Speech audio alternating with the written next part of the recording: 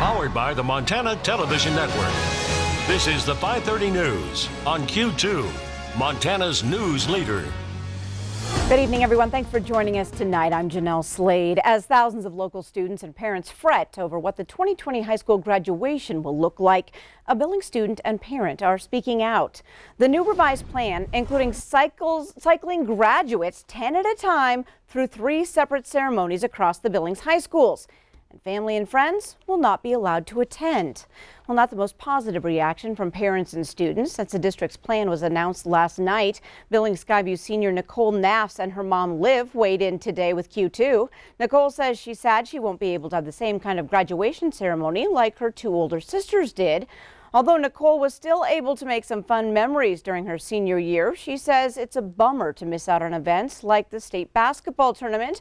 Although the changed graduation ceremony is designed to prevent COVID-19 spread, it's still tough for parents to not be able to watch their kids walk across the stage. Like, I wish I got to do it, like, get everything that my sisters and everybody else, like, all the other graduating classes got. It's kind of hit that we don't get that kind of stuff, but. You know, having my last daughter here, you know, the last one, and the other 2 are already out of the house, and it's just watching the last one grow up and moving on. But we don't get to do what we did for the other ones, so it just is really tough. At the school board meeting last night, Superintendent Greg Upham said that the current plan for graduation is flexible and could change, especially if Montana Governor Steve Bullock lessens group gathering restrictions across the state. Now, Mitch Laggy will have more on this story tonight at 10 o'clock. Well, as businesses reopen, it spells opportunity for some of the state's jobless. Q2's Victoria Hill reached out to a local business consultant to find out what are the chances the unemployed can get right back to work. March and April have been painful for Montana residents who are working at businesses deemed non-essential, but all signs show most of them want to go right back to where they came from. Most of them are just waiting for this to pass, and then they're happy to go back to whatever job they had in the past. They're really not out looking for new jobs at this point. But for some, it will be a matter of will they have a job to go back to. For one, we just don't know when this is all going to be over. And so businesses that if they open tomorrow, they'll go right back. But if it's not until July, then will that business even be there? And will people have moved on to new opportunities? What also remains to be seen, the impact on the tourism industry and its jobs. I think it's going to be, some people are not going to find it easy to find a job for a while because tourism will be down, potentially other retail, things like that in the past were a ready source of jobs, just may not have as many jobs to offer for a while. We have to wait and see how quickly this thing picks back up again. And now that the world knows the difference between essential and non-essential jobs, it doesn't necessarily mean job seekers will flock to those positions. It all depends on personal preference. We're busier than we've ever been right now, answering calls and trying to help people with their unemployment claims and try to get them through this. And some people say, wow, you guys, you're doing a wonderful job. And others say, I wouldn't trade places with you for the world. So some people I think really like to be that essential and busy, but for other people it's not really their cup of tea. But one step that should be taken right now, regardless of the job, clean up your resume and social media accounts before putting your name out there. Whatever you need to do in order to be prepared so that when this thing breaks, you're ready to come out of the gate fully prepared. In Billings, Victoria Hill, MTN News. Thanks, Victoria. Now, Job Service Billings employees have also had to change how they help job seekers. They can still assist with resumes, but right now they're doing it through telephone calls and emails. Well, today state health authorities announced 2 more confirmed cases of COVID-19 here in Montana. One case in Yellowstone County, the other in Cascade County. The Yellowstone County case involves a man in his 30s. The Cascade County man is in his 50s. Confirmed cases across the state now total 451. 356 of those have recovered. In Wyoming, Governor Mark Gordon announced today he's allowing gyms, barbershops, hair and nail salons, tattoo parlors, and other personal businesses to reopen this Friday, May 1st. This as the state announces 7 new confirmed coronavirus cases in the Cowboy State. The number of deaths also remains at 7. So far, 396 people have tested positive, but 362 have recovered. Well, 2 days, 2 separate shootings and 2 deaths. And tonight, we know the names of 2 victims murdered in Billings as police pursue leads and take at least one suspect into custody. Authorities tell us the two shootings do not appear connected. Authorities say 24-year-old Brett Ness died last night from a single gunshot wound to the head. Police say Ness was found in the driveway of a home on the 20 block of Florine Lane near Central Park. Police say they believe there was some kind of disturbance prior to that shooting, which detectives believe was not a random act of violence. 18-year-old Ray Shaw Blacksmith of Lodge Grass has been arrested and booked into the Yellowstone County Jail for obstruction of justice in relation to that homicide. But police tell us they are still looking for more suspects.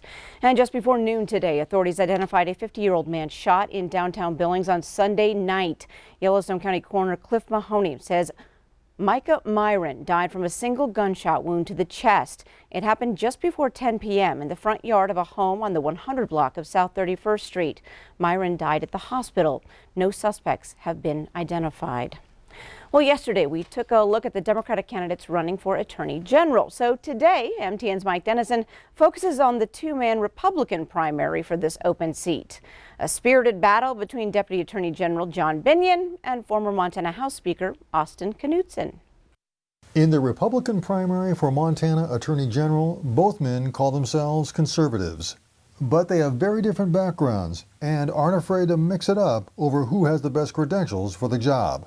Austin Knudsen spent 8 years as a state legislator from Culbertson and is now Roosevelt County attorney, and says his opponent, John Binion, has spent his career as a lobbyist and a bureaucrat.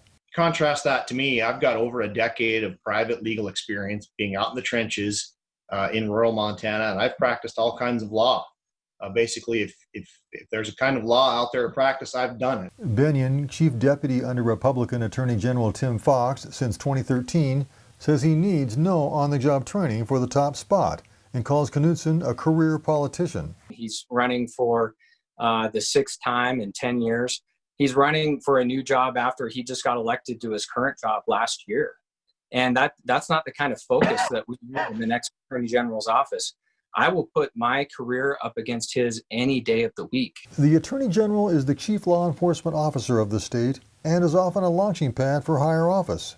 It's an open seat in 2020, and the winner of the June 2nd Democratic and GOP primaries will square off in November, along with Green Party candidate Roy Davis. Knudsen says his top priority as Attorney General would be fighting methamphetamine use and abuse in Montana, and that he would direct more state resources to local governments. I think that's one place we can really easily redirect some funds away from Helena and get it out into the counties, into the municipalities, funding for assets, whether it's a drug dog, whether it's an investigator, an associate attorney in the county attorney's office. Binion says he'd continue the work the Justice Department has already initiated to combat all substance abuse, including meth, and that preventing it in the first place must be part of the plan. We know that prevention is critical in keeping people from getting addicted in the first place. But if people can't articulate what the strategy is and have something effective, then that is something that is important for the next Attorney General, I think, to provide some leadership on, and I'm ready to do that.